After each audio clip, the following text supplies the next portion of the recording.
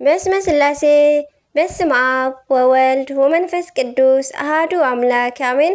ሰላም እግዚአብሔር አምላክ ምስ ኩላትኩም ይኹን። ስድራ እግዚአብሔር አምላክ ከመይ ውዒልኩም? ኣነ እግዚአብሔር ይመስገን። ክብሪ ይስፋሕ መድኃኔዓለም ኣቦይ። ከምቲ ኣነ ጽቡቕ ዝውዕልክዎ ድማ ጽቡቕ ውዕልኩም ክትኮኑ ናይ ኩሉ ግዜ ተስፋይን ትምኒተይን እዩ። ኣሜን። ስንክሳር ዘወርሃ የካቲት ዕለት 17 ቅዱስ እስጢፋኖስ። ስንክሳር ድሰምዕ ዘንብብ ፍቕሪ ጎይታ ኣብ ልቡ ይዕንብብ ሓለዋን ጸሎትን ናይ ቅዱሳን ደማ ይረክብ። ዝክረ ጻድቅ ለዓለም ይሄሉ ዝኽሪ ናይ ጻድቕ ንዓለም ይዝነብር። ካብ ኩሉ ክፉእ ዘበለ ክድሕኑ ንቅዱሳን ተማሕፀኑ። አሜን። በስመ አብ ወወልድ ወመንፈስ ቅዱስ አሃዱ አምላክ አሜን። ወላዲት አምላክ መብርሃን አደይ ልሳን አንደበት ኩንኒ። አባ ሚናስ መነኮስ 17 ለካቲት በዛ መዓልቲ እዚኣ ካብ ላዕለዋይ ግብፂ ካብ ሃገረ አክሚም ዝኾነ አባ ሚናስ መነኮስ ዓረፈ። ናይዚ ቅዱስ ወለዱ ንምድሪ ዝሓርሱ ክርስቲያን ሓረስቶት እዮም። ንሱ ድማ ነዚ ዓለም ንዒቑ ገዲፉ ኣብ ሃገረ አክሚም ካብ ዝርከቡ ገዳማት ኣብቲ ሓደ ገዳም መንኮሰ። ንመብልዕን ንመስተን ከይተገዝአ ድማ በቢ2 መዓልቲ እናጾመ ንብዙሕ መዓልታት ነበረ። ካብኡ ወፂኡ ናብ ሃገረ እስሙናይን ከይዱ እውን ኣብ ውሽጢ ሓንቲ ገዳም እናገልገለን እናተጋደለን ካብቲ ኣፍ ደገ ገዳም እንከይወፀ ን17 ዓመታት ነበረ። እስላም ኣብ ሃገረ ግብፂ ምስ ነገሱ ንእግዚአብሔር ምስኡ ንዘለዓለም ህሉ ዝኾነ ካብ ባህርዩ ዝተወልደ ውላድን ዝሰርጽ መንፈስ ቅዱስን የብሉን ከም ዝብሉ ሰምዐ። ስለዚ ድማ ብጣዕሚ ሓዘነ። ካብ ኣበምኔት ቡራኬ ተቐቢሉ ከዓ ናብ ከተማ እስሙናይን ወፂኡ ከደ። ኣብ ቅድሚ ሓለቓ ሰራዊት እስላም ዝኾነ መኮንን ቆይሙ ድማ ከምዚ ይበሎ፣ ንስኻትኩም ንእግዚአብሔር ካብ ባህርዩ ዝተወልደ ውላድ ከም ዘይብሉ ጌርኩም እትዛረቡ ሓቂ ድዩ በሎ። እቲ መኮንን ድማ እወ እዚ ነገር ካብ እግዚአብሔር ነርሕቆ ኢና በሎ። ኣባ ሚናስ ድማ ብዘይወልድ ክትኣምኑ ኣይግባእን፣ ንሱ ድማ ብዘይ ዘርኢ ብዘይ ርካቤ ኮይኑ ካብ ባህርዩ ተወልደ እምበር በሎ።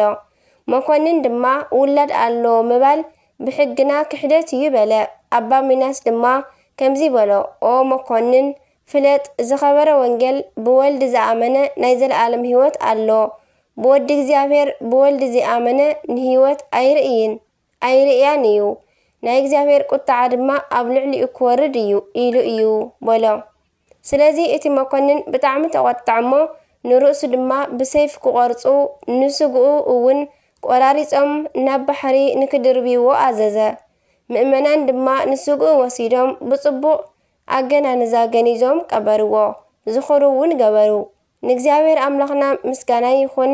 ንዓና እውን ብጸሎት ኣቦና ሚናስ በረኸቶም ይሕደረና ኣሜን።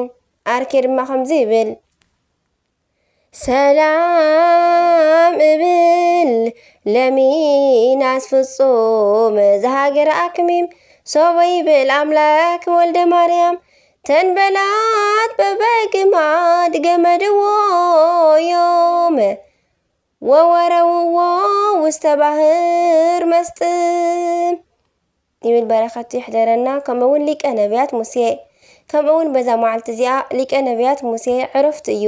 በረኸቱን ምሳናት እምበር ንዘለዓለም ዓለም ኣሜን።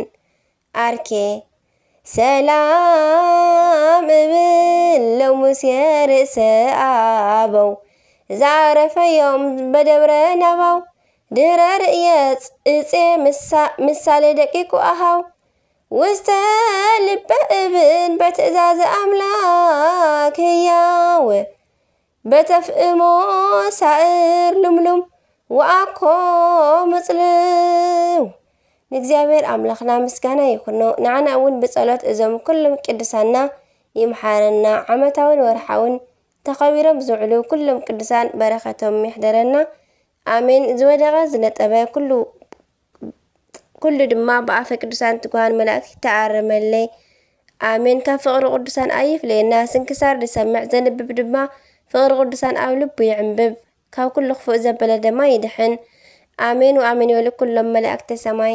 አቡነ ዘበሰማያት ይትቀደስ ስምከ ትምጻእ መንግሥትከ ወይኩን ፈቃድከ በከመ በሰማይ ከማሁ በምድር ሲሳየነ ዘለለ ዕለትነ ሃበኒዮም ህድግ ለነ አበሳነ ወጀጋየነ ከመንህነኒ ንህድግ ለዛ አበሰለነ ኢታባአነ እግዚኦ ዝተመንሱት አላድነነ ወባልሃንን ኩሉ እኩይስ መዚአከ እቲ መንግስት ኃይሉ ስብሐት ለዓለመ ዓለም አሜን። በሰላም ቅዱስ ገብርኤል መልአክ እግዝእትየ ማርያም ሰላም ለኪ ድንግል በህሊናኪ ወድንግል በስጋኪ እመ እግዚአብሔር ጸባኦት ሰላም ለኪ ቡሩክት አንቲ እምአንስት ወቡሩክ ፍሬ ከርሥኪ ተፈሥሒ ኦ ማርያም ምልዕተ ጸጋ ምልዕተ ውዳሴ ምልዕተ ሞገስ ምልዕተ ኩሉ ልዑል እግዚአብሔር ምስሌኪ ሰአሊ ወጸልዪ ሀበ ፍቅር ወልድኪ ኢየሱስ ክርስቶስ ከመ ይስረይ ለነ ኃጣውኢነ ተማኅፀነ በክዳንኪ አሜን። ወስብሐት ለእግዚአብሔር ወለወላዲቱ ድንግል ወለመስቀሉ ክቡር አሜን አሜን። ለይኩን